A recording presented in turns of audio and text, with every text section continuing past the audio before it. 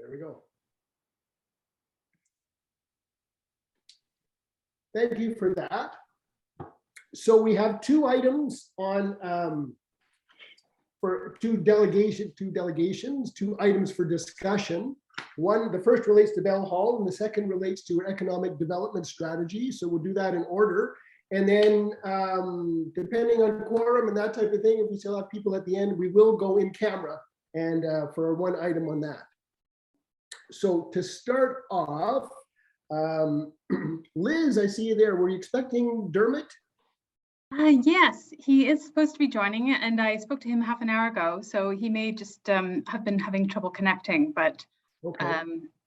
I can kick things off if you would like and just give a bit of the background. So I think everyone probably knows the background.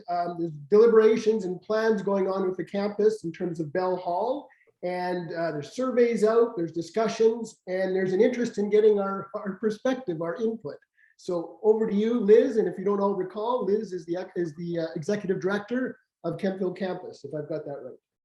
Yes, and thank you so much, Charlie. It's great to see you again. I think many of you, if I haven't met in other contexts, I saw you a couple of months ago when our board chair, Karen Cooper, and I did a bit of presentation about what's going on at campus to you folks. So it's great to be back. And yes, today we're here to talk about Bell Hall, which is the former dormitory at campus. Very large building, 40,000 square feet. And it's one of the earliest priorities for the new campus administration and board to essentially redevelop it for community use, for economic development purposes, and so on. And so the board struck a working a committee to essentially gather input from the community, from different stakeholders, and develop recommendations for the use of the building. And I'd be remiss if I didn't mention that Mitch Bloom, a member of your committee, is also on our working group. Hi, Mitch. So yeah, we're at the point now where we have commissioned a building condition assessment, which we'll be getting the report back from this week, I believe, which will tell us, about the state of this 50-year-old building. Do we have to knock it down? Probably not, but what kind of remedial efforts need to take place to make sure it's usable again. And then we've also been consulting with tenants and community members. Some of you, hopefully all of you, will have received a link to the survey that we developed to try and get input on the future uses of Bell Hall, what makes sense, what's needed in the community. And then we've also been doing a bit of a roadshow, getting input from communities like yours and other stakeholders to get a sense of what are the possibilities and what's a priority. So I don't see Dermot yet. Dermot is the chair of our working group, just so you know. I know many of you know him from the community. So maybe I'll just, I provided you with a 2-page overview of where we are in the process. It's been a very quick process. We're hoping to get recommendations to the board next month so that we can kind of start the redevelopment process over the winter and next year. I think the only other thing I would mention is that what we've heard in the way of feedback so far from the different stakeholders is that affordable housing is a big priority for the community. I know you had an affordable housing task force that Mitch was also part of, and so we heard from stakeholders, and our tenant survey, our community survey, backed that up, that's a really high priority. A lot of people are talking about acceptable, compatible uses on campus if we are going to go with housing. So many people are thinking something like seniors housing or accessible housing for people with disabilities to kind of complement the fact that we have so many schools operating on campus and three daycares and so on. So people are talking about seniors and children, for example, as being a nice mix. So housing has definitely floated to the top as a priority for potential uses. Recognizing, of course, that it would take a reconfiguration of the building because they are small dormitory rooms. So we might have to put together 2 or 3 to make it an acceptable home for someone. Behind that, 2 uses, health clinics and childcare space are kind of coming in as a close second. People are talking about the proximity to the hospital, over the road, to the fact that we're we are constantly getting calls about where is the daycare space available. You know, can we expand on campus? Can we go elsewhere? So those, I think, would be two other very compatible uses for the location. So possibly housing upstairs, clinic space, childcare space on the ground floor, access to the outdoors, and then arts and culture space, supportive services that would complement whoever, you know, the demographic is that ends up in the building, or general retail and office space are kind of coming in at the lower end of the list as being potential uses. So that gives you a flavor of where the feedback has come, where the feedback is coming in so far. Arts and culture is a priority to do something with on campus. We're not sure whether Bell Hall is the right space for that. We're wondering if it doesn't fit there, does it fit in Parish Hall, for example, where there's a theater and other event space and so on. So that gives you a flavor of what we've heard so far, as we're, you know, kind of 2/3 of the way through our consultation process. So maybe with that, and I still don't see Dermot, but I think we'll just have to keep going. I'm going to pose some questions to you, and these were in the 2 pages that we distributed. Just really interested in getting your feedback on the proposed uses that are being floated, both in terms of meeting community and economic development needs of the community, as well as being a financially viable prospect, because the building does have to be self-sustaining in terms of its revenue model. Are there particular proposed uses or other uses that haven't come up that you would prioritize, given what you know of the economic development context here? Do you have any concerns about the proposed uses, and what might they be? Who else should we talk to while we're doing this? And who might we consider partnering with on any of these uses? And then just generally any other comments or guidance. So maybe with that, unless Mitch wants to add anything that I have forgotten or didn't. Oh, great. There's a note that Dermot's on. Super. So maybe I'll just see if Dermot wants to weigh in at all before we turn things back to you, Charlie, to see if there's comments from the committee. Dermot, I hope you didn't mind. We just jumped right ahead in. Yeah, no, not at all. So Charlie, I want to apologize to the group. I'm in a remote location here today, so I'm calling in. I hope you can hear me. Can you all hear me? Yes, we can hear you loud and clear. Okay. I don't know what Liz said, but I will just give a quick overview from my end. We created the board first at the Kempville campus, and then out of the board, Karen asked me to chair, and I sit as vice chair. So she asked me to chair the Bell Hall committee to bring a recommendation to the board in the fall. So this started some 2 months ago in earnest, probably. And we have assembled a good group of people, including Mitch Bloom was on the line, myself, Liz Sutherland is on that group, Annie Hollis is on that group, and Dana, I can't think of Dana's last name at the moment, is on that group with us, along with Graham Pincott. And so what we're doing now is we're going through phases of, we have a plan to take us to the end of September when we present, or the middle of September when we present to the board as a whole. So we're taking from all interested groups, including the information that you're going to provide in your input today. We're taking this under consultation to come up with what we feel as a committee might be the best use of Bell Hall for the long haul, keeping in mind the master plan and how it was set out and what it does to add to the vibrancy of the campus itself. So we welcome you on the phone today to offer input on Bell Hall, and we'll offer any information that we have on Bell Hall, completely open and transparent meeting here today. So thank you. Okay, thanks, Dermot. That was a great compliment to the introduction that Liz gave. And now we'll turn things over to the committee. So we've got some proposed uses, we've got some discussion questions. So if you'd like to respond to any of those or have some other comments, just please do. And I was thinking, I think we've got this material. Maybe it'd be better to get away from screen sharing. I just think it's better for discussion if we can see people's faces. Thanks. Anyone want to offer some comment? Oh, we're not, characteristically, we're not silent. Mitch, go ahead. And then James. I won't comment a lot because I get to comment on this all the time with the working group. But I just wanted to, folks, if they still have the paper, which are not on screen, but we spent some time developing this analytical framework to analyze what the various possibilities are. So, as you think about those possibilities, have a look. It's fairly self-explanatory, but it's important because, a lot of things sound like they would be great ideas, but they don't really fit within the realm of the possible. So that framework is a bit of a help to decide what's actually possible. I'd also certainly think the working group would welcome any other thoughts on that framework itself, is, what should be the most important criteria that we use in order to advise the campus board on those possible uses. Again, I think, as Liz said, there's certainly, a desire to try and make sure it's integrated into the, I'll call it the economic fabric of the campus, and then more broadly Kempville. Like we've met with Matt, we've met with Ann Weir, so we've had those discussions as well. But this is certainly an interesting group who might bring some different perspectives to that. Thanks, Charlie.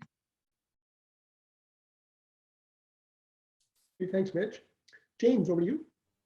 Yeah, just kind of picking up on the affordable housing aspect of it, and then it's got likely for seniors.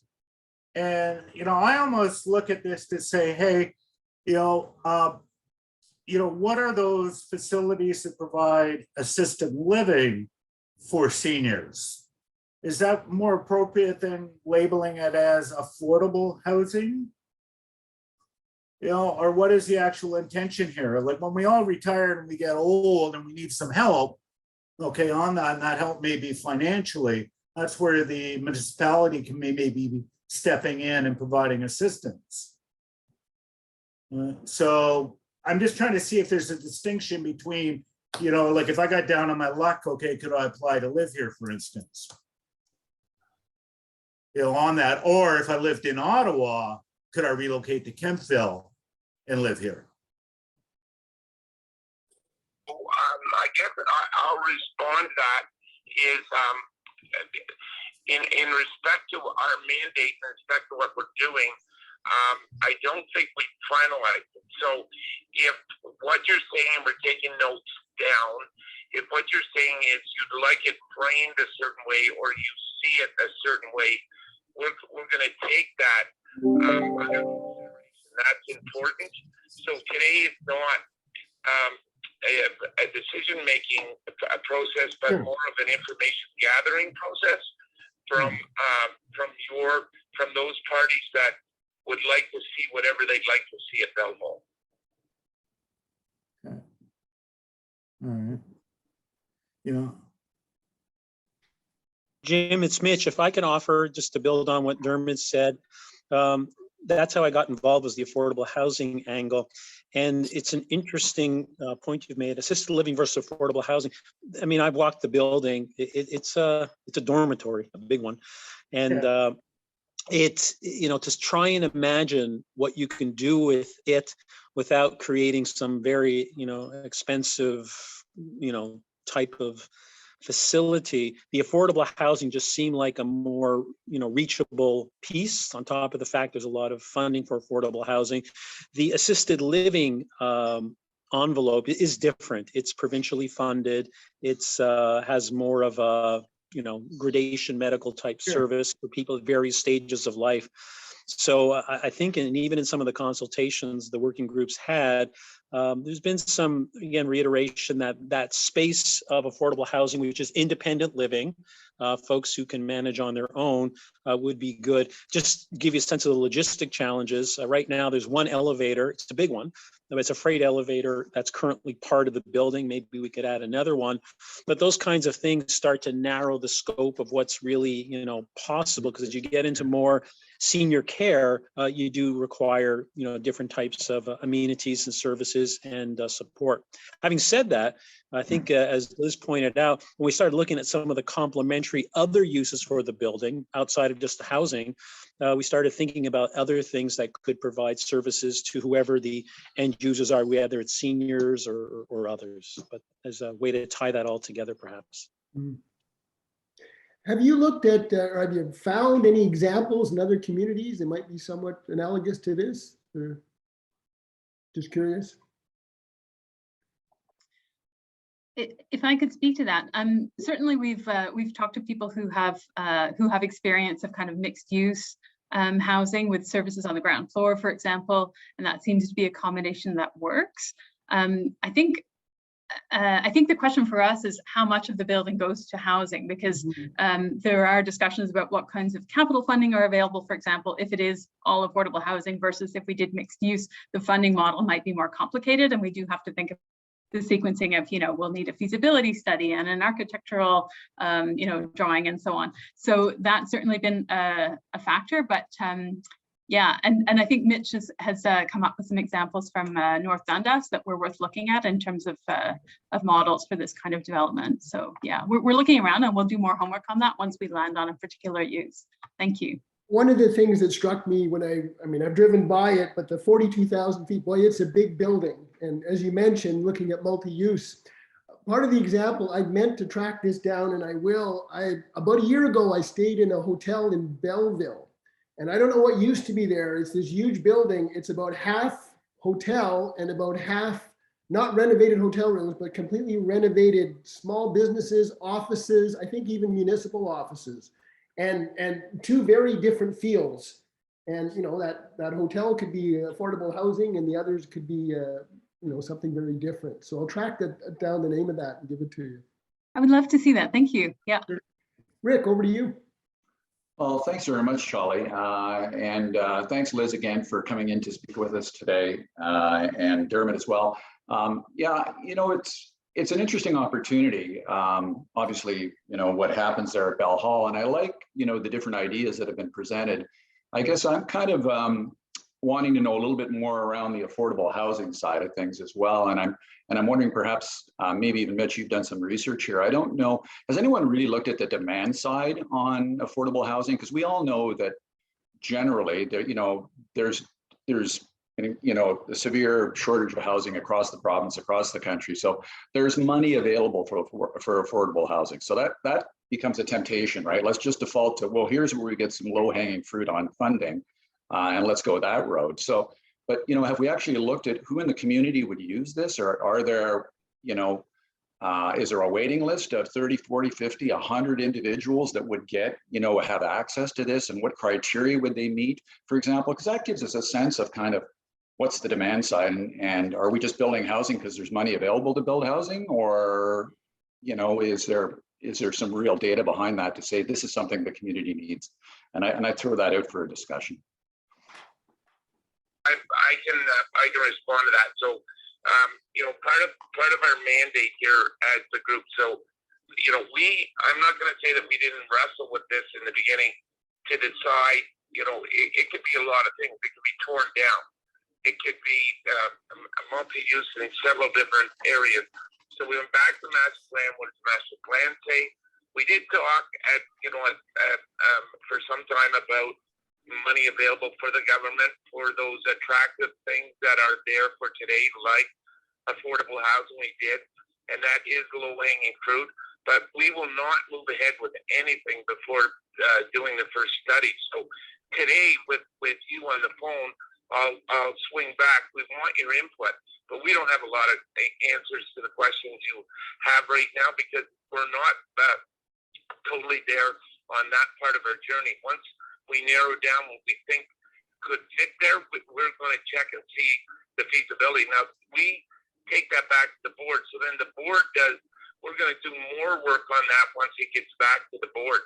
So it's a bit of a journey. So today, what are the interests? What do people want to see there? What do you want to see there? I thought your comment about municipal offices was a good one because I know they're fairly tight for space at the municipality now. So there's, everybody that contributes to this is part of the solution at the end of the day.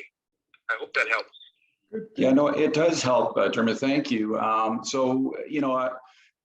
Again, I think acknowledging that, is there a demand for the affordable housing and what would that look like? I think that's something the board should look at, but as well, we're all familiar with kind of the challenges in the business community here in Kempville and North Grenville overall, trying to find more space for business development over the longer term. So I think that's something that has to remain in the mix. We need to earmark some space where businesses can grow, incubate, expand, and that facility could well be an ideal location. And ancillary businesses to the hospital, I think that makes sense. We have to, we've got an excellent facility in the hospital. We want to see growth there. And if there are businesses that could co-locate close by that support the medical function, I think that should be a priority as well. The culture idea is very important. I think there's a home for it on campus. I don't know if it's that building. I don't know the campus overall as well, but I think the cultural element is really key here. But maybe there's a better location for it. So that would be my personal view, kind of on the overall plan as I see it so far. Thank you. Good, thanks, Rick. Darren and then Mitch. Over to you, Darren. Thanks, Charlie. Just curious if you'd given any thought to the future in terms of maybe having accommodation for post-secondary education students. What, like in terms of the future of education for the campus? Any thought to bringing back or expanding on the existing either post-secondary or getting into sort of, I'll call it short-term, but like a little longer courses, like one-off courses or workshops or things like that, that might be, say, over a weekend or over a week, and the possibility of using some of the space at Bell Hall as accommodation for those needs. Is that sort of on the radar, or is that sort of, has that been given any thought? I can kind of speak to that one too. So if you look at the master plan, there's several different facets, or there's several different areas that the master plan dictates or says would be favorable at the campus. So you're talking about education, and we have an abundance of education right now, an abundance of it. So the other challenge with that, and we're not seeing this out because it hasn't brought up, but the challenge with that is that you're playing both ends of the piano. So one is bringing program to the college that is going to be good for the public, and then the other thing is once you get the program, then you provide the housing.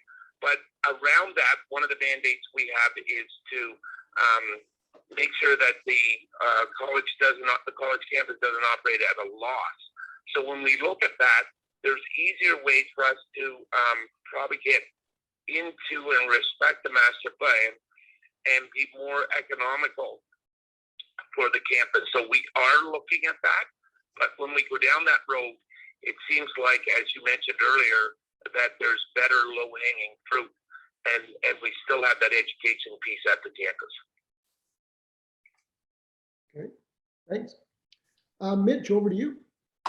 Thanks, Charlie. So Rick, I think all of the ideas have to go through this kind of matrix framework to see if they work. So anything has to have a good market for it. So all of the ideas will go through that kind of assessment. Whether it's to be an incubator for a small business or whatever, is there a market, and is it a sustainable market? In terms of affordable housing in North Grenville, that actually has had a lot of work done.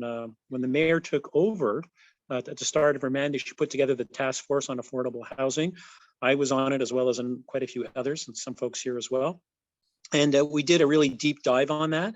And, a lot of statistics, a lot of demographics, and it's an older community in North Grenville. It's getting older too.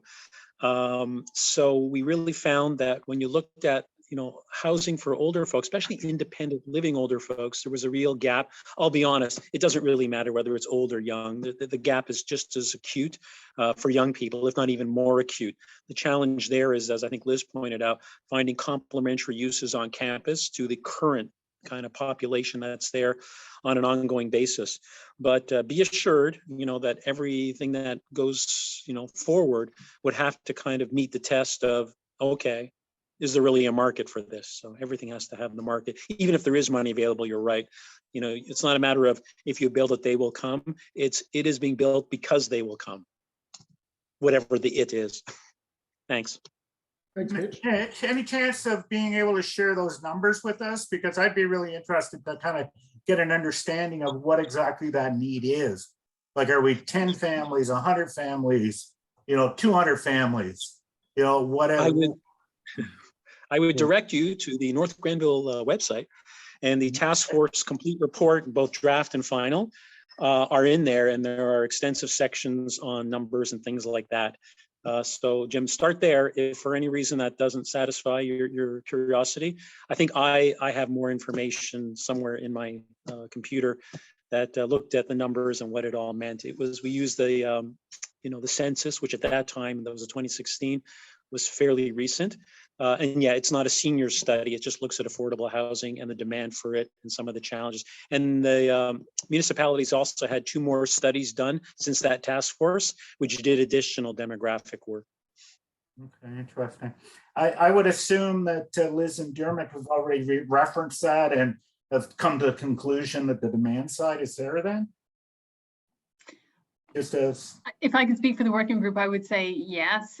We have, we've had a number of conversations with Mitch and other folks from the Affordable Housing Task Force and reviewed the results from their report, which is, one of the reasons we thought that use, in addition to the particular layout of the building, meant that it was a good option. Yeah. Thanks. Amy, did you have a comment? Yes, apologies for being late. My dentist appointment ran long, so I will not be turning on my video because my face is still half frozen. But what I did want to say is, just following up on Mitch's point, is that we do have data here at the municipality. What I will do is circulate it through to the committee, so it's in your inbox, kind of at the top and fresh and there. Including the link to the task force's report, followed by the affordable housing strategy that built off the work of the task force. And then our housing strategy is coming forward to council on August 10th for consideration. So just another document that looked at housing across the spectrum, because affordable housing can mean many different things, depending on kind of what the level and scope is. The counties have a mandate for affordable housing, but that's more geared towards like the lowest incomes. Oftentimes when we talk affordable housing, we're talking about people who are earning an honest wage, but they making $15 an hour just doesn't cut it anymore to afford an apartment. And with some of the newer units coming online at $2,400 a month, not including utilities, one can hardly argue that's affordable. So I can pass that information through to the committee as to, for your perusal and read through. Much appreciated, Amy. Thank you. Thanks, Amy. When I look at the list of recommendations, I guess, given the fact that there needs to be a business case for all of them, you could say they're all related to economic development.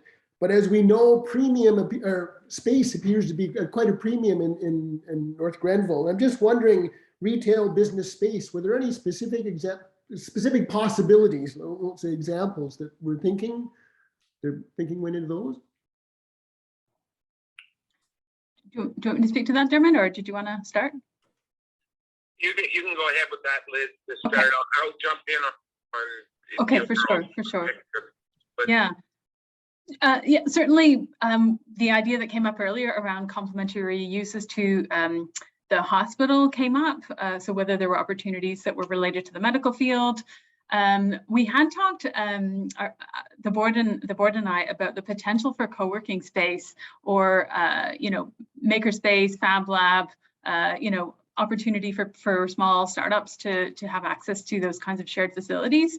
That was really just at the idea stage. The one thing we heard from Ann Weir when we met with her that really resonated with me a couple of weeks ago was we don't need more retail space in North Grenville, that there were vacancies on the main strips. And so that was not somewhere to focus on, especially given the ongoing trend to online shopping and so on. So I think we would be looking at uses that were compatible with the local medical facilities, the schools, anything that was used for family serving. The idea has been floated around a kind of children and family services hub. So, things that were very much aligned with the existing uses of campus and the hospital over the road. But beyond that, I think that's as far as our thinking had gone. Okay. Anything to add to that, folks? Yeah, there's a CT scanning machine going into the Kempville Hospital, and it's literally next door to us. So complimentary services around that scanning machine that are good payers. Maybe, a private, some type of private retail company that provides public service or provides service to complement CT scanning machines. So we had the hospital engaged early on in regards to a portion of Bell Hall. Certainly affordable housing as a portion of it early on with Bell Hall, the arts community, as you've seen, daycare facilities, complementary things to the campus itself that again fell in under the master plan. So pretty much everything that I've heard today so far, we're examining. We are, and that's comment to the committee, Liz. But your input is most valued. I will go back and say that the one thing I heard today about municipal offices, we haven't talked about that, but a very, very interesting conversation today, to be sure. Great. Rick, over to you. Yeah, so just a final thought. I know this is not an easy task for the board. I mean, I think one of the things that came through, and Dermot, you made the point earlier, is that, at the end of the day, we have to find a way to make this economically feasible and sustainable for the municipality. I mean, we can't lose sight of that, right? I mean, we all have our dream about what would be perfect there and, what we'd like to see there, but, we have to be realistic about how do we pay the bills? And so I get that. So that, I think that's an important point, and I'm glad that was raised today because it's a better, a better feel for it.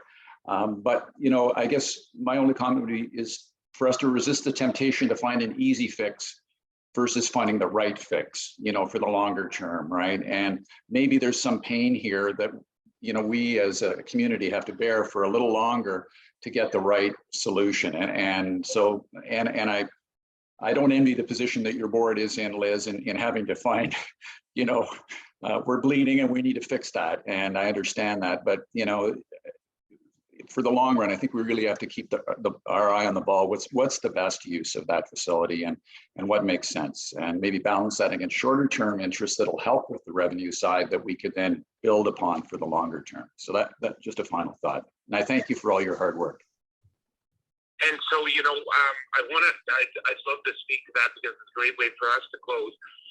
We have a great leader in Karen Cooper. She is a driver, and she was involved with the hospital and chaired the hospital board. And we all have a ton of respect for Karen. So I want to speak to the easy thing to do, because as a private business person, I look at things from that. And Karen forced us to step back and say, let's do the hard work. The easy thing to do is, we could tag 4 things to that fit the master plan that could be economically feasible and could still fill the needs of the community. Well, that's maybe a good final thing to say, but the hard thing to do is all the work we're doing now to make sure that we explore every avenue, including being on a call with you today to hear what you had to say, and other things, other charrettes and get-togethers that we're doing to make sure that we're doing the hard work to get the good long-term answer. So your comments, very, very appropriate. And that's what Karen has tasked this working group to do. So yeah, we are doing that hard work. Okay. Well, thanks. Those are excellent comments to end this part of the meeting on. Dermot and Liz, thank you very much for the opportunity to provide input. And you're always welcome to come back at any time to ask us what we think. Thank you so much for having us. Okay, And so with thanks everything again. that you offered today, and we possibly will and probably will be swinging back to you again as we move through this process. Okay, you're certainly welcome to do so. Thanks again. Take care. Okay, bye now. Bye-bye. Hey, Mitch, could you and Liz stay on afterwards? Thanks, everybody. Thanks, Dermot. And thanks everyone for your comments. I'm certainly that was helpful to them. So we have a second delegation, a second discussion on our economic development strategy. We have at least a couple of attendees who will take us through that. So I'll turn it over to you now. Awesome. Thank you, Charlie. If Hillary's still there, just want to check on time. Are we still good for an hour, or should we maybe try and finish up by 4:30? I know you have a few other items on the agenda. So probably 4:30 would be a good target. Okay, awesome. Sounds good. Great. Well, thanks everyone for having us. It's very exciting to be here for our team. There's a few of us from Strategy Corp. Some of you we've already spoken to as part of the development of the new Community ECDev strategic plan, which Strategy Corp has been engaged to provide the municipality with some support on. We'll start off with a really quick round of intros before we jump in. We have a presentation. Let me know, Hillary, if you want me to share my screen, or if you already want to share the one that I sent you last week. Jeff. Okay. So give me 1 second. I don't know. Oh, I do have sharing capabilities. Awesome. All right, so you should see a slide deck right in front of you that says presentation to Cnac. Got some nods, so I'll keep going. Hi everyone. So I'll do a quick round of intros. My name is Rajesh Sankat. I'm a senior consultant with Strategy Corp. And prior to joining the firm, I was actually a civil servant for about 5 years, first at the Ontario Cabinet Office, and most recently with the City of Toronto for 3 years in the Parks and Rec Public Engagement Unit. I'll pass it to my colleague, Michelle. Hi, everyone. I am an intern at Strategy Corp, and I am supporting on this project, on this file. I'm also currently a Master's of Urban Planning student at the University of Toronto. So coming at this with a lot of planning perspective and just trying to learn. Great, and we'll end it off with Jamin. Yeah, hi everyone. I'm Jamin Chin. I'm a vice president at Strategy Corp here in our Ottawa office, and lead a lot of our work in the municipal sector across Ontario, including on economic development strategies like this. But work runs the gamut from strategic planning to service delivery reviews and digital transformation. So spend a lot of my time talking to municipalities about a lot of different issues, and very excited to be here with everyone today. Great, thanks so much, Jamin. So as I mentioned, some of you we've already chatted with as part of our initial stakeholder consultation process that's been ongoing throughout July. So today you may see some of your own thoughts as part of the presentation. We're eager today to and interested in the committee's wider thoughts and perspectives on ECDev in the municipality, the role of CDAC and its leadership, and also to do a bit of a deeper dive on connecting some of the elements that are happening in North Grenville. So I'm gonna skip down. So we've budgeted around, let's say, 15 minutes for a quick presentation, which will include walking through some of the early findings and a bit on the engagement plan. And we're hoping to really have a good half hour for some facilitated group discussion. And then we'll wrap up with some next steps. And just for housekeeping, anything we hear today will not be attributed. We will be mentioning that we consulted with CDAC as part of our overall process, but because of this, we encourage everyone to be as candid and honest as they feel like. All right, so I'll walk through a quick project overview for those of you who may not have heard of what's been happening. But the municipality has engaged us to help create a community ECDev strategy. And I think the word community here is something I'll zone in on. It's something that is supposed to be and felt to be representative of the people that we've consulted with, which includes community groups, business organizations, as well as the public, to help create a path forward for resilient economic activity in North Grenville. So a couple key goals here for the strategy as we move forward. As I mentioned, it's based in and it's rooted for the community. It's meant to support businesses that are existing, but also look at attracting new ones, looking at the way that we leverage and identify land assets in the municipality, and then also reviewing the local bylaws, governance, policies, processes, and regulations. So getting a sense of what that space looks like to figure out how we can carve a better path forward. And then on the bottom half of this slide, some wider project objectives. So I'm not going to spend too long on all of these, but the first one on the left here is all about consulting and collaborating with stakeholders like yourselves to better understand the existing landscape, strengths, limitations, opportunities, that sort of thing. The second bucket is all about analyzing and using data to better understand the economy and workforce, and leveraging that data we have to further our economic goals, and then also do a little bit of risk planning.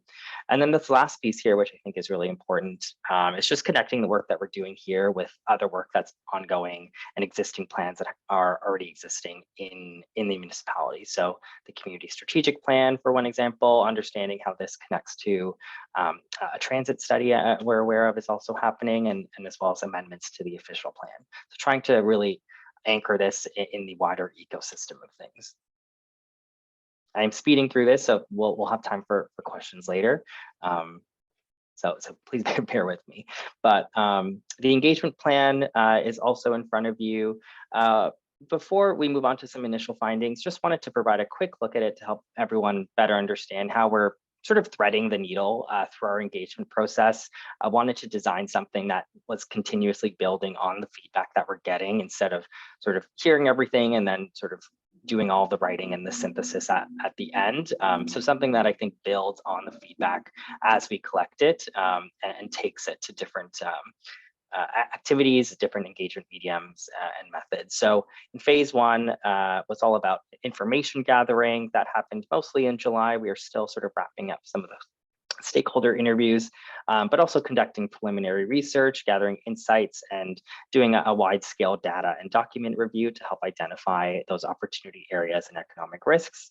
We're moving on in August to sort of phase two, which we're calling confirming a path forward. So taking everything we've heard from phase one and doing a bit of sense making in between those. So drafting a strategic plan framework and a draft values, missions, and goals to then take to the next phase of engagement and bounce some ideas on those materials with key business community stakeholders and wider community members.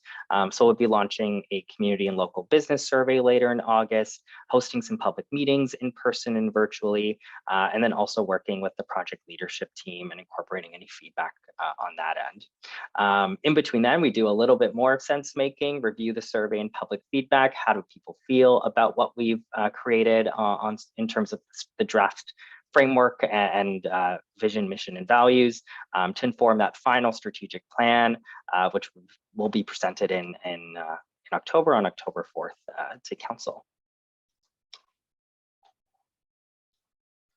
All right, so I'm going to pass this slide to Michelle. Awesome. Thank you, Rajesh. So since the past few weeks, since July 12th, we've completed 17 interviews with counselors, with members of the business community, with many of you. And we're still systematically working through these insights, but we want to share a few preliminary findings with you, and this may change over time as we go through all of the notes in more detail. But I'm sure a lot of these will be familiar, some things that you've already discussed in meetings in the past, but we noticed a couple of strengths and opportunities that stood out to us, specifically in 4 geographical areas of interest. You've already heard a lot about Kempville campus just now, but there's a lot of growth and change coming to that area. There's a lot of potential there to kind of bring in new uses for the community that will fill community needs. So it's great to hear that you're in the midst of that consultation process as well.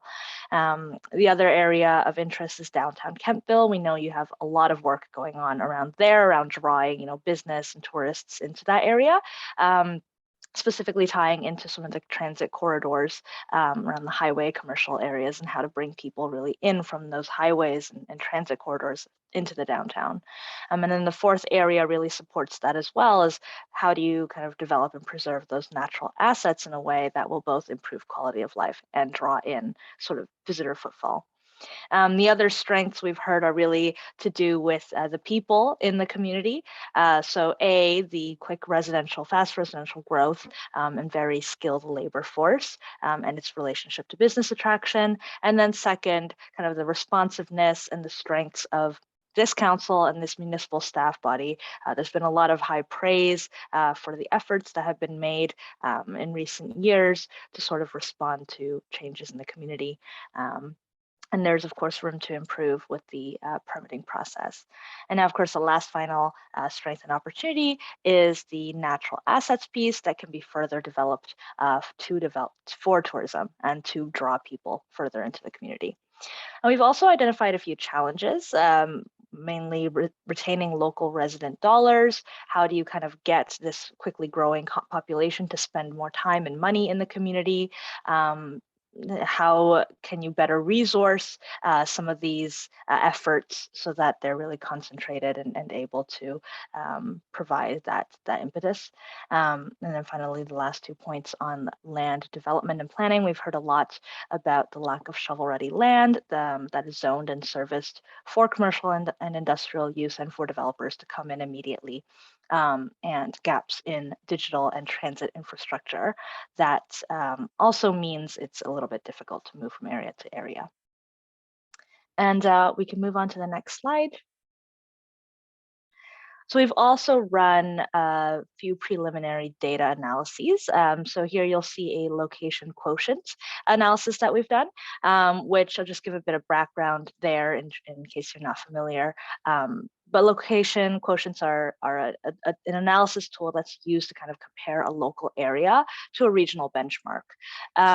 So in this case, we would be comparing North Grenville to the Ontario average. And now you calculate this sort of by figuring out, how many businesses or how many jobs are in that small local area and dividing it by sector and then dividing it by the total in that local area. And then you take that final figure and you compare it, divide it to by the regional average. So here you'll find, and don't worry, it's a little bit, takes a minute to get through these numbers, but we've highlighted in green some of the areas that stood out, some of the industries that stood out as being stronger than the Ontario average in terms of both the number of businesses present as well as the number of jobs present in the municipality. And then in red, you'll see areas that are weaker than the Ontario average or the Ontario benchmark. So you'll see that agriculture and construction are especially strong in North Grenville, both in terms of number of businesses and number of employment or number of jobs, which means that there's a lot of people living and working in the community that work in these industries.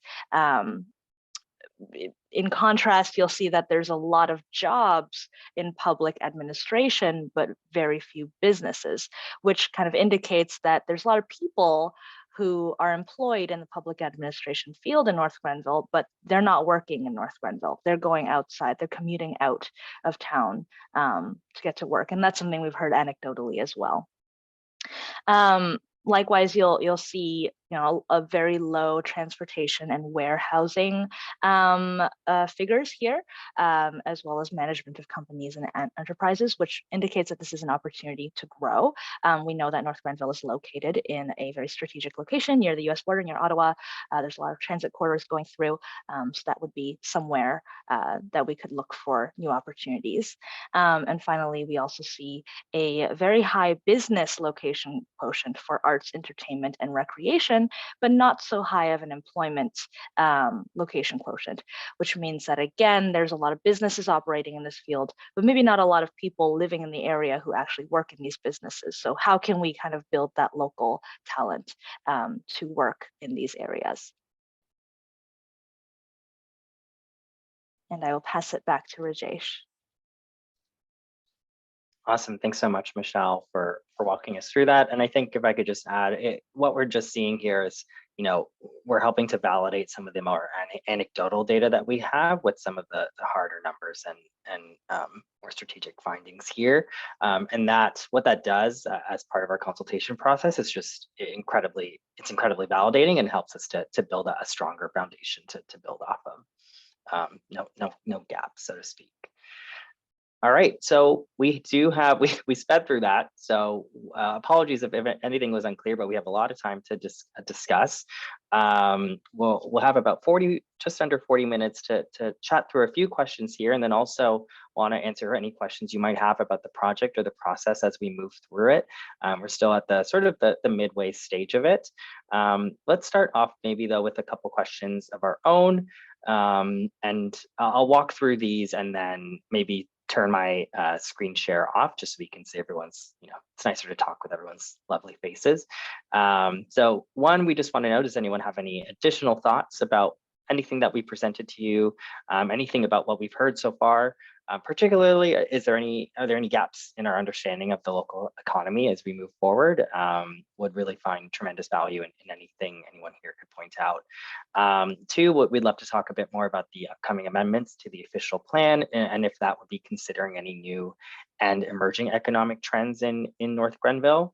And then lastly, thinking a bit forward, what will be the most dramatic economic changes or transformations the municipality will experience in we can do a 5-year time horizon, and then looking at a decade, and we could even go beyond that, but just trying to get a look at the future here and what people's expectations are as we do that. So let's start off with number 1, and I'll just stop sharing my screen for now. Happy to put it back if anyone has any questions about anything that we presented, but would love to know if anyone has any additional thoughts on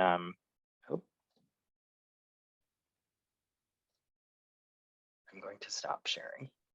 How do I do that? Sorry, I'm not. Oh, there it is. There we go. Any thoughts anyone has on anything that we've heard so far? And thanks, Michelle, for putting that into the chat.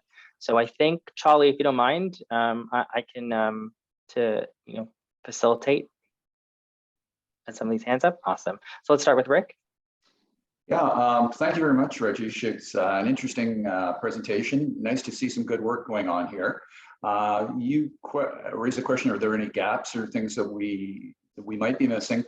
Something that came to mind for me is in terms of strengths and opportunities, there's discussion around prison lands that may become property of the municipality as part of the prison development. And we see that as a very significant kind of piece of property that might be used in a business, commercial, industrial kind of an application. So I don't know whether you were aware of it or whether it figures into this discussion, or it certainly, I think, should be perhaps, even though it's still somewhat uncertain in terms of how that outcome will play out.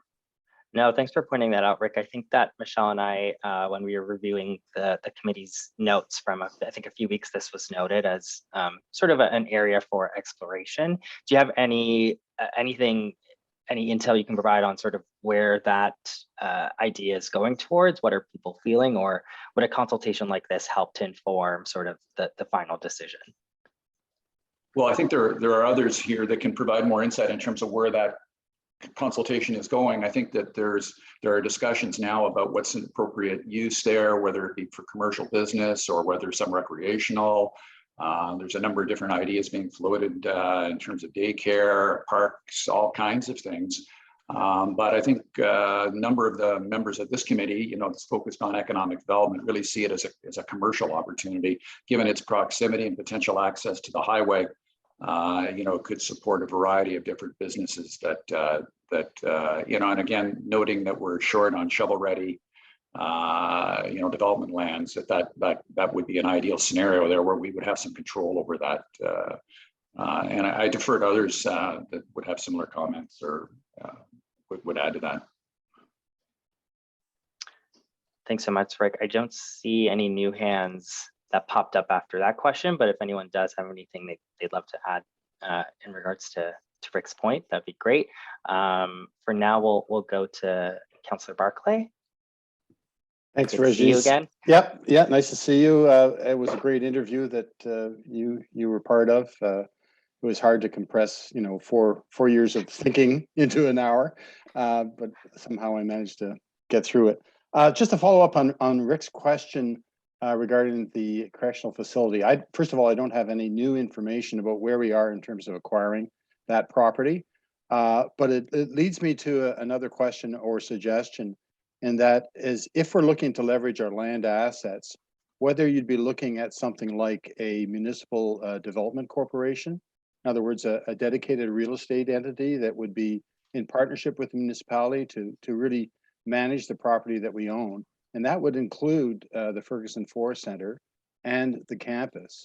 I know the Ferguson Forest Center has been well managed and supported by the Ferguson Tree Nursery for well over 20 years, and that we do have a master plan for the campus. But I'm thinking it seems to be one of the shortfalls is a lack of shovel-ready land. And so, with the 860 acres that we have recently of the campus, and maybe another 100 acres or so on the correctional facility side. Maybe it's time to start thinking about something like a municipal development corporation where we can leverage those assets to the advantage of the community.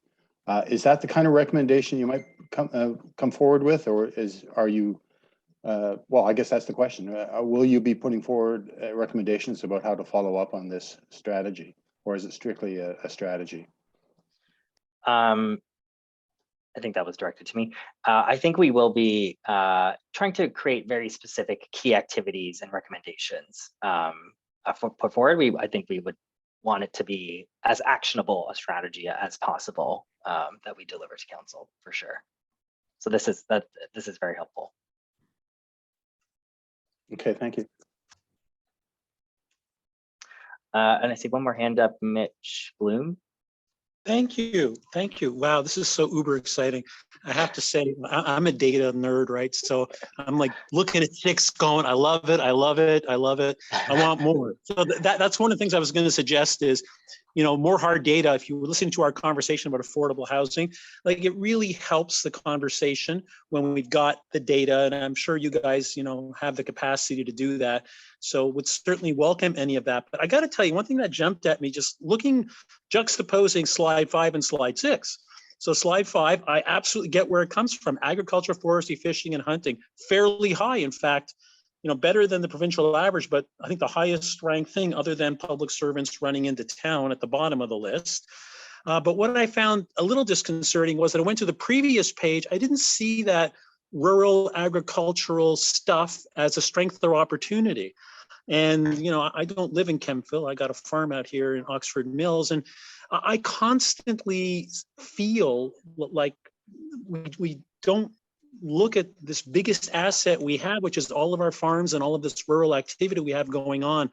So just seeing it on slide 5-6 just reinforced for me, we need to make a bit more of a conscious effort to make that part of the strategy. So I wanted to share that thought. I also would challenge you guys, picking up on both Rick and then John Barkley's comment. You know, when we had discussion, especially early on when this committee first got put in place, it was like, gosh, if we only had industrial lands, well, we can, you know, have a business park. And I think most of the committee members see that fundamental gap. And as John correctly points out, man, we have a lot of land. We got Kempville campus, we got Ferguson Forest, but the challenge for you guys is, what do you do when you have all of that asset run separately from the municipality? Each has their own separate board, each has their constitution, their bylaws, their mandate. Yet, you know, we're sitting here going, we have no land, yet we have this land. And that's why I think the committee's glommed on rightfully to what about the possible lands should this prison go forward and some additional land be turned over.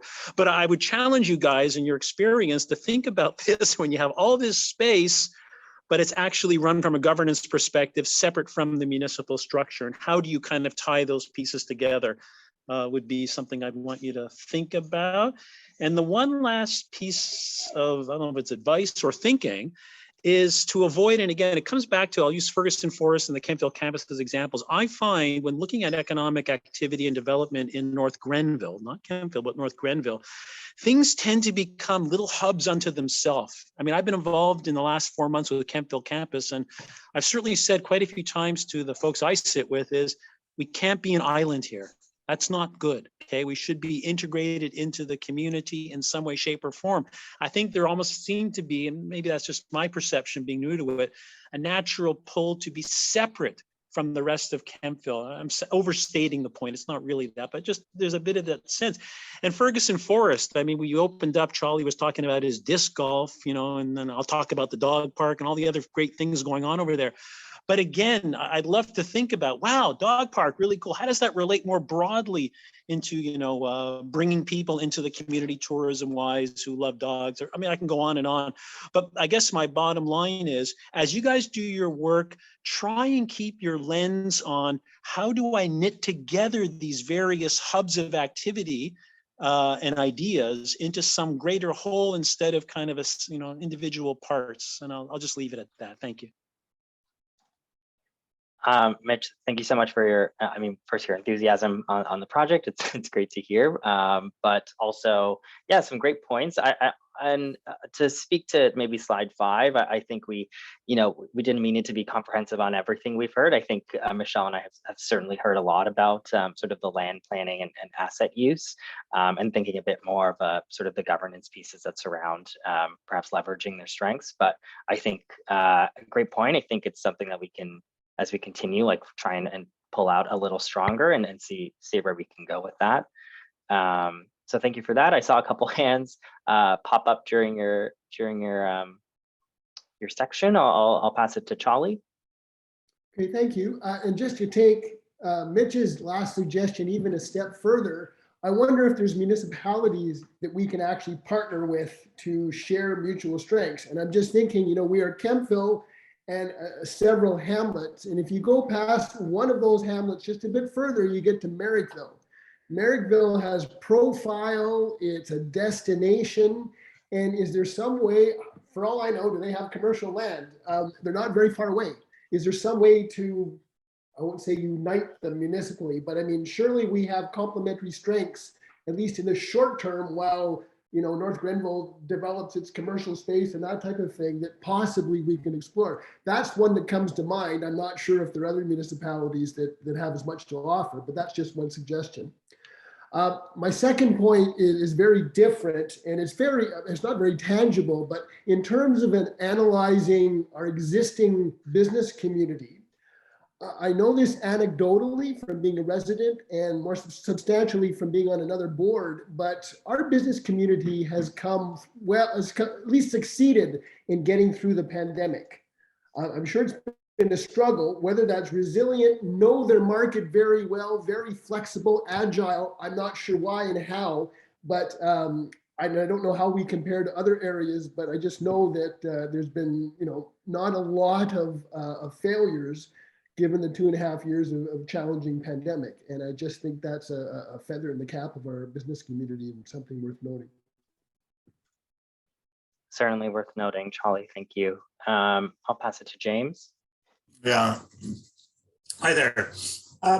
Very interesting stuff, and thank you very much for this opportunity to listen and try to learn and try to pick up, what's next here. I think one of the challenges that we're facing is we are kind of at a bit of a cusp point here. All right. I would describe our municipality as we've done exceedingly well. All right, with the call it the live and the play side of the equation. But what we're lacking is on the work side of it. And what are those key industries that would like to be able to locate into a rural community? All right. My biggest fear of living out here, and I've lived out here for now 20 years and actually grew up in the closer to cars. So, I've been kind of a resident of this area for pretty much all of my life here. And I think my biggest fear of moving out here is becoming a suburb of Ottawa. Okay? And what are those lines? And then I think the other line that we've got to start to understand here a little bit here is how does this all correlate, okay, to a much older demographic. And if you look at the most recent census information, you'll see that we're actually quite an old demographic, but we're actually a fairly affluent community. All right, like I think our average income is something about, I think it was 114,000. Correct me if I'm wrong on that, Mitch, because we were kind of going back and forth on that, And if you compare that to even the city of Ottawa, 85,000 on that, we need to kind of understand that. But one of the biggest challenges that I'm seeing right now is, reading stuff like about the Wendy's opening here. All right, they were supposed to open in July, they couldn't get staff, and now they pushed it off to August. The Dairy Barn Western Grill, okay, had to shut down because they couldn't get staff, right? But the other side of that is when we start to really look at things very, very seriously, there's a tremendous opportunity for us to be filling niches within the industrial and the flex market. I'm not convinced that there's a market out here for office space. All right, but we're clearly, have challenges when it comes to any of that type of distribution space. And that's where we really need to get that, call it shovel ready land. Like we need service land to be able to take advantage of this certain opportunity that is there right now. And if we start to look at the city of Ottawa right now as, you know, our major competitor, their vacancy rate in the industrial market is 1.2%. If you're a 2,000 square foot door and window guy, or a guy that sells, you know, covers for cell phones, or you manufacture buggy whips, all right, right now, okay, is the likelihood of finding any space in the city right now is next to zilch. So where is our opportunity we can be able to fulfill that? And I think the other hole that we're really missing here is we really don't have an infrastructure for SME, right? Our industry in summary here, all right, is really the service industry for the existing, you know, residents, all right, albeit that we can't find people to fill those jobs. So when you start to put that kind of pieces together, it ends up being a bit of a challenge to start looking. And I think the other thing that we've really got to start to think about when we're looking at these studies is that we need to be looking at the 5 and the 10 years from now. I've heard some rumors, and they may be true, that certain commercial lands, okay, may be converted over to residential use. And I'm starting to think to myself, well, wait a second here. We can't be looking at things in the moment. We've got to look at ourselves as a high growth community, and where will these uses go within our official plan? So I think I really is kind of focusing in on your second question, you know, a little bit with that point. All right. But I really do think that we really got to figure out strategies to move forward to get, you know, not only shovel ready land as been said before, but to get some shovels in the ground. Because I do think there's some opportunities that are immediate right now within the industrial and the flex market that we should be able to take advantage of. Yeah, thank you so much, James. It's a very, very interesting point. I think our team is going to have to take that one back and definitely do some more thinking on. But I see here that Councillor Wilson has mentioned in the chat that James is bang on. So I think that certainly very, very valuable feedback that our team will have to take back. And if I could pivot us something sort of to dovetail nicely into your last piece about how we, you know, need to be looking at the 5 years and 10 years from now on, it's sort of, if I could pivot everyone here, I'm just being cognizant of time, but can we talk a bit more generally about what that timeline looks like to everyone here? One of our question here, number 3 in the chat, is what do you think will be the most dramatic economic change or transformation that North Grenville will experience in the next decade or so? So we've heard a lot about residential development. We've heard a lot of land use points and comments. I'll pivot to that question and keep us on that for another 10 minutes. But any ideas on that? I see James has his hand up as well. Maybe we'll start with you, James, while everyone else is percolating. Yeah, you know, one I think that, you know, we've got a lot of, shall we say, bits and pieces that need to kind of be refined and organized to move forward, if you will. All right, and I think that one of the biggest challenges that we face that are immediate, and if we look at dramatic economic change, all right, and focusing in on that is, you know, a vibrant waterfront will lead us to a vibrant downtown, which will kind of solidify, okay, this is a place to live, all right, on that. Now, I think that when we start to look at it, it's just really trying to understand, you know, who we are and what we want to be when we grow up, right? And I keep my eye, and particularly being, you know, hey, well, there's a lot of gray on this phone call, let's just put it that way, all right, on that. And I think it's representative of what the demographic is out here. But, you know, what do I want to see here?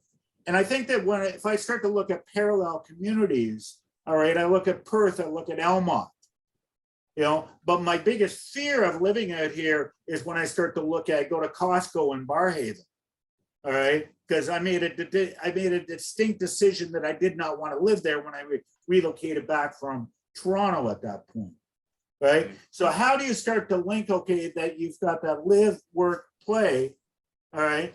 And okay, maintaining that growth as we go further. But I think a lot of it comes full circle back to the waterfront. All right, because that strategic, okay, that vibrant waterfront that we've had in previous discussions will lead us to that vibrant downtown core that we need, which will be more representative of those restaurants and those gathering places that we want to be. And I think that what we've got to start to think about is how do we create our downtown to be the gathering point for our community? All right. And for reasons, okay, and certain decisions I might add that have been made, we're not getting there. Right. And I think that with that gathering point, it starts to create all of those linkages for everything else. Like I want to live here, but I also want to bring my business here because I create a quality of life, okay, for my employees. And then that starts to create your connection points to your labor force. So I think that when we start to look at dramatic economic change, all right, leads and points back to the waterfront. Thanks. Thanks so much, James. And for sure, I think something we've already mentioned is sort of this idea around leveraging the beautiful, abundant green space, forest, and as you mentioned, the waterfront. As someone who's worked in Parks and Rec for many years, I understand a lot about how creating those high quality public spaces can pay dividends in many other aspects of a town's and cities. Our waterfront currently is a Green Creek. All right. Yeah. We need to change it into the south branch of the Rideau River. Okay. Thanks so much, James. I see a couple other hands up as well. I'll go to Mitch. I think you had your hand up first.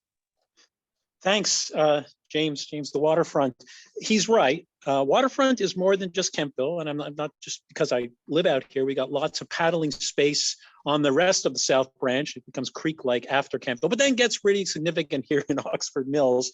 So that's good. But I would again have you guys, think about when you come across things like that about the cyclists or the snowmobilers or horse people or others, people who are using other modes of transportation. Not as it actually is kind of like planes, trains, and automobiles. Everything's here. You're right. You can paddle it, you can boat it, you can bike it, you can do it all. So that to me is really interesting. But returning to your kind of, what are the drivers, in that, kind of near term. Again, I think others said it, but I think we all feel it.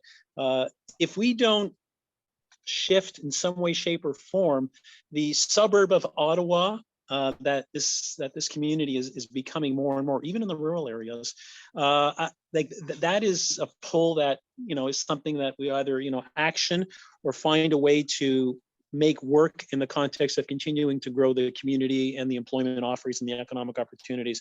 So that housing thing to me is like, if you just look 10 years in the past and project 10 years to the future, if people do start to rezone commercial land into residential, that will be the direction for that next 10 years.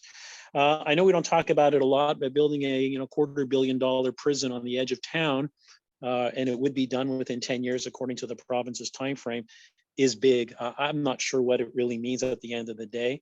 I don't think there's a lot of economic opportunity in its own right. Having said that, should lands be turned over to the municipality that we could do something with, that does present an economic opportunity.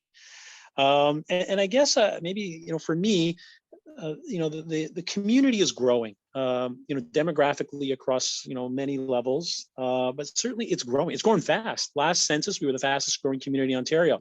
So that in itself is just a real dynamic to think about, and how we can integrate that in over the next 10 years as a continued strength in terms of local labor market and other opportunities around that growing community.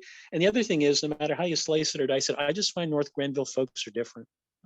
Period. I lived in, Manotick for 30 years, moved out here. It was just, and it is just different. The level of community engagement is unusual, at least in my experience. And I think that's, again, something, when you think about it, if you bring in more people, and these people have a similar culture to the culture we're building and already have here, that's a real, something that could be leveraged to immense strength in whatever the plans are. Thanks so much, Mitch. I'm going to pass it over to Councillor Barclay. Thanks. And James, you're preaching to the choir here. It's great to hear you be so passionate about the waterfront and downtown. And certainly, I think Deb Wilson would agree that when we both were very active with the BIA, Deb continues to be active with the BIA. It's a tough nut to crack. There's no one magic bullet, but certainly I've landed personally on the idea that developing the waterfront is key to revitalizing downtown, along with increasing the number of people who live downtown. So we're making steps in that direction. I now refer to North Grenville as a rural municipality. I've long maintained that we have untapped potential for local food production, local food processing, and local food distribution. And I think over the next 10 years, currently, the agricultural sector is the largest sector of our economy. We have a lot of focus on the issues downtown and the opportunities downtown, as James has pointed out. But I think we have an opportunity to really, first of all, from my perspective, get a handle on drainage. I mean, we are inadvertently creating more wetland than we need to because we don't have a handle on drainage. We need to increase the productivity of our arable land because many of our farmland is not properly drained. It's not a sexy item. I don't know how to sell it to the broader community, but if you look at surrounding communities, certainly SDG, and you look at a map of constructed drains, SDG is a spider web of drains. And currently we don't know how many municipal drains or constructed drains we have in North Grenville, but it's certainly lacking. And I think, we have lots of land. The rural community is still 60% of the population. We've got some great progressive farmers out here in North Grenville. And, with the issue of food security, interest in local food, you'll find at the farmers market that when I was involved with the farmers market, we had very few vendors who actually lived in North Grenville. The vendors were coming from outside, from Lanark County, from SDG again, North Dundas. And I think it's a shame. Once we get a handle on drainage here and we can improve the productivity of arable land, you'll see that, that sector of our economy could grow by leaps and bounds. So I'm just as passionate about that as James is about downtown, and I'm passionate about both. But I think, again, there's untapped potential for local food production, local food processing. Certainly the campus offers opportunities with processing and distribution. There's no reason why the campus couldn't house or host a local food hub. It failed in Smith Falls for a variety of different reasons, but I think there's a lot of smart thinking. We could have local food distribution centered in the Kempville campus. So those are my thoughts about the future. Thanks. No, these are all terrific. I know Michelle and I are just writing every single thing down. We're going to pass it to Rick now, and then we'll have a few more minutes for one last question. Great. Well, thanks again. So as I listened to, so many good points being raised today, and, one of the earlier discussions related to kind of the challenge of us becoming a bedroom community or remaining a bedroom community of Ottawa. And, I think there's always going to be a pull-push there. I mean, we're in a really interesting geographic location relative to some of the other towns and municipalities we compete with, Perth or Smith Falls, for example. I mean, we're far enough away from Ottawa that we're a unique community, but we're close enough that we have access to an international airport, for example, right? Which is really key. Getting in and getting out of here is manageable. And we're located on a 400 series highway, which none of these other locales that will often get raised are, have that strategic advantage. So, that pull push with Ottawa, there's got to be a way for us to leverage that and use it to our advantage to really to grow the community. We had a roundtable discussion with the Lieutenant Governor here last week in town, and James raised the point of, what do we want to be? Kempville's at a crossroads, or North Granville, what do we want to be when we grow up? And that's a decision we have to make, right? Do we want to create our own, business sector here that's resilient and that's diversified and attract industries here and become different from Ottawa? And I think we do. Or are we just happy to kind of build the service industries and become that veteran community or sustain a veteran community? So I think the push-pull with Ottawa is a strategic advantage for us. We've got to figure out how we make that work, and then be very cognizant of assets like the highway, like the proximity of the airport, like the waterfront, which I think is so integral as well throughout the municipality, along the historic Rideau waterway and within the Kempville Creek and that tributary. So anyway, that's just final thoughts there around that relationship with Ottawa and how we're really unique, and we just got to find how to crack that nut. Thanks so much, Rick. I love this question about, what do we want to be when we grow up? It's come up a few times from a few members here, and sort of makes it sound like a lot of you think of the municipality as still sort of in its teenagerhood, like still sort of figuring itself out. And I think also a really unique point in time for it to figure out, how best to move ahead. I just saw one more hand pop up. I think it's, Councillor Wilson. I'll just thank you. I'll quickly just say what a thriving downtown business community we had many years ago, and that's when our highway went through the downtown. And James, yes, James is signaling. It's right behind him there, and I think that we can get back to something like that. Maybe not as thriving, but as everyone's saying, we need to grow. We're still in the infancy stages, and I think that past councils and municipal government that we had here lacked the force behind them to be progressive in attracting industry and businesses to the area, and didn't have the vision. And I think that over the past 4 years, we've had a fantastic council and mayor that have decided that that's what we want to do, and we want to attract as much as we can and grow our community. And I think that is what's necessary, and I'm glad to see it happening. And I've only been here a few months as a councillor, but grew up here and saw the opportunities that we missed over the many years, and I'm happy to see it moving forward. Our CDAC committee, I need to reiterate how progressive we are with all our ideas, and I see how we've grown over the past 4 years, and we're almost at our end, and hopefully some of you guys will come back because you've got a lot to lend to this committee. So thanks. Thank you so much, Councillor. I still have 2 more hands, so we'll go to those, and then maybe we can wrap up with some next steps. We'll go to Anne. Thanks. Just wanted to reinforce, and I don't know if I had a chance to do this during our session, the value of that airport that James has spoke about. Certainly from a logistics perspective, I noted your ratios there. The trend at one point was to do very large logistic hubs of significant land size. And I'd be interested to, with the pandemic, that really changed a lot of perspectives in regards to making them more smaller hubs along the way. And if there's an opportunity for that to be further nurtured and handled appropriately from that. The infrastructure when dealing with some businesses, one of the other besides airport and that accessibility was connections on public transportation.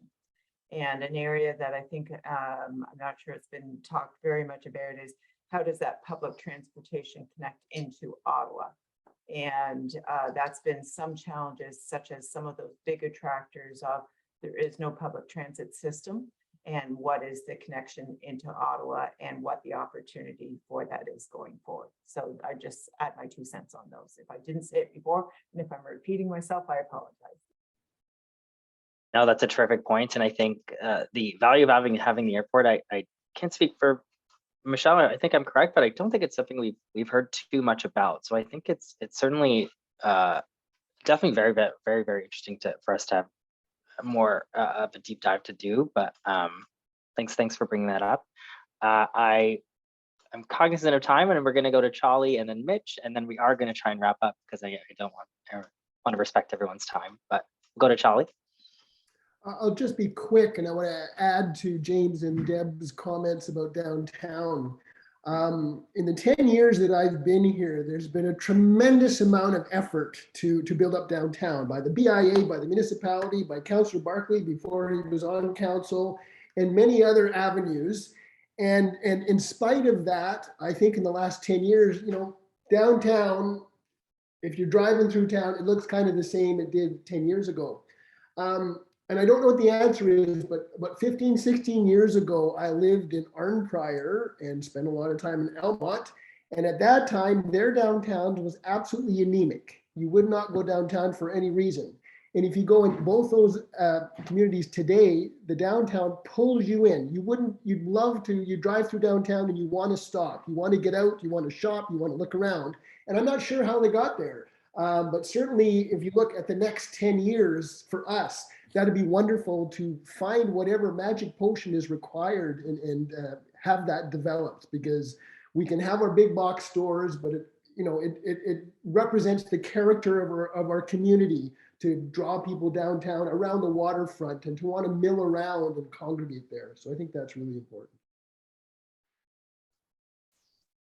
Thanks so much, Charlie. And we'll go to Mitch before we talk about some quick next steps. Super short, just building on something Charlie said earlier. He pointed out about kind of aligning ourselves or looking at what the municipalities around us can offer that we could leverage for our own economic development. I think it was James mentioned airports. That's good. We have big airport, big highway. We have a port. Johnstown Port is about 20 minutes down the road as you hit the 401, 416 junction. And yeah, I always thought that was interesting. They invested a whole bunch of money in there, and I don't know how that ties in, but when you think about logistics hubs, when you literally have a relatively deep water port, albeit on the St. Lawrence, so it's not all year, and you've got the highway, 400 series highway, and you have the airport. That's a lot of stuff. Just food for thought. Definitely a lot to chew on. Thanks so much, Mitch. I think that everyone that has their hands up, I just want to do a quick scan. Yeah, I think we're good.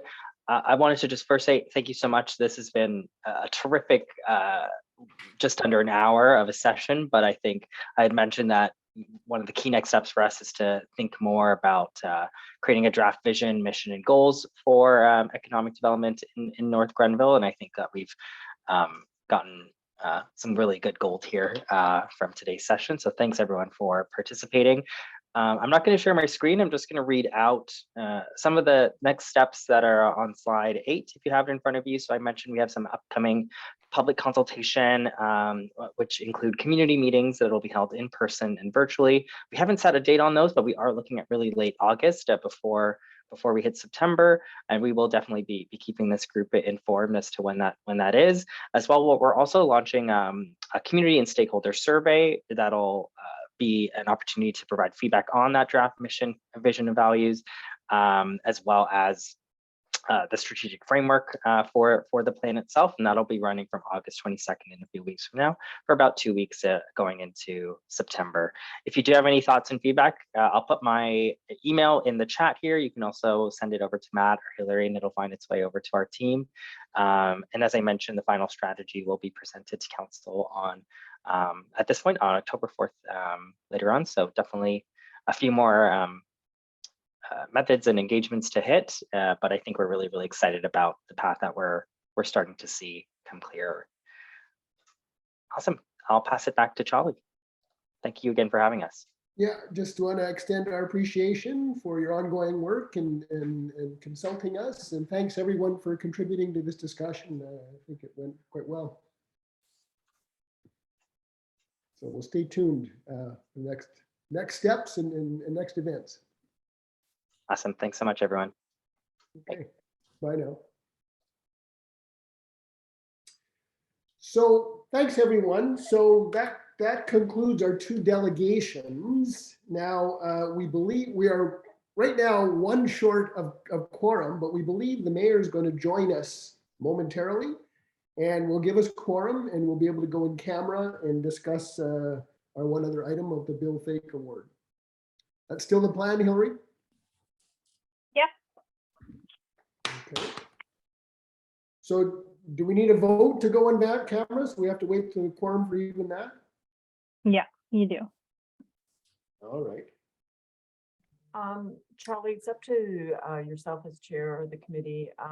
Do you want me to just stay on for the in camera? I won't be able to if you need clarity on any of the regulations, I can provide that, but I won't be able to comment on your actual candidates. Yeah, I think it's best if we just restricted to voting members. Okay, And, perfect. we've been through this, and we have past winners. Yeah, So perhaps, is there something that we want to move forward while we're waiting for the mayor to come on? Is there anything else that anyone else had? Sure, this is the chance. I'll just, economic development speaking, just extend appreciation and commendation to anyone who was involved or even attended Kempville Live. Certainly a great event last weekend, 2 weekends ago.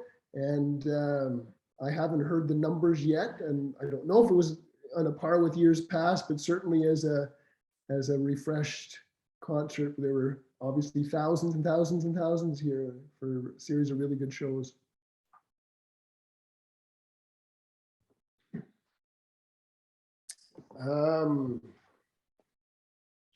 Charlie, just on that point at Kempville Live, we had a number of friends join us from Ottawa.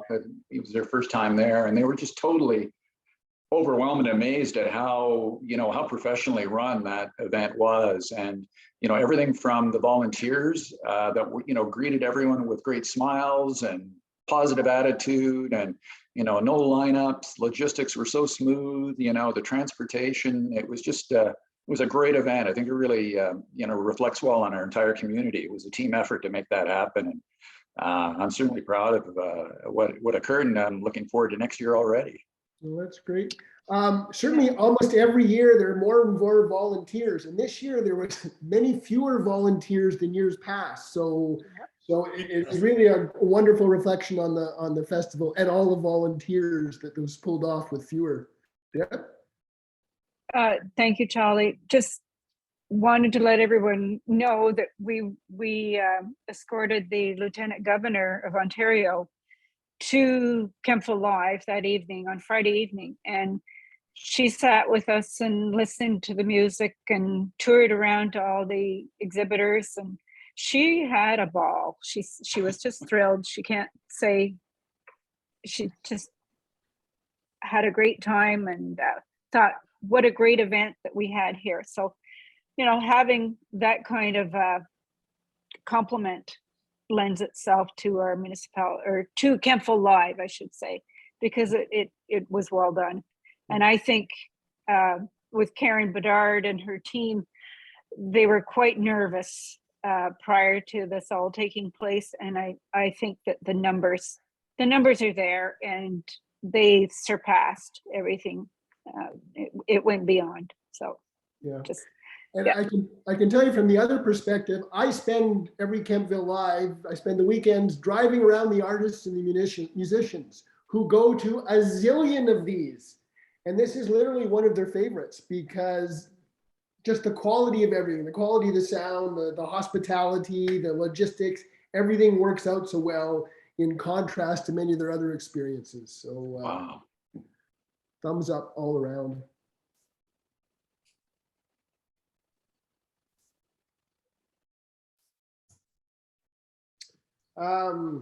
Not sure if there's any other potential topics for economic development discussion.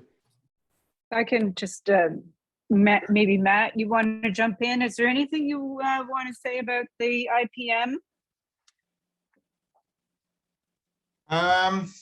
Yeah, it's coming. So is Christmas. Oh my gosh. Yeah, no, tons and tons of planning happening. We're working on our community showcase. So working on that internally, partnering with obviously the chamber and the BIA on that. The BIA is also organizing their own event happening in the downtown. So maybe that's an opportunity for Darren to chime in, but they'll be doing on the Friday of the IPM a downtown, what is it called? The Great Canadian Barn Dance. So everyone's looking forward to that. I'm sure Darren will have more information as we get closer to the event. I think the mayor's trying to join here. Hillary, I don't know if you saw that. Okay, all right. Hillary, again, do we need a vote to go in camera, or can we just go in camera? Let's just go. Okay, so. The mayor just joined the wrong link. She'll be on in a second. Okay. Thank you to everyone who isn't a voting member of CDAC. We'll see you next time.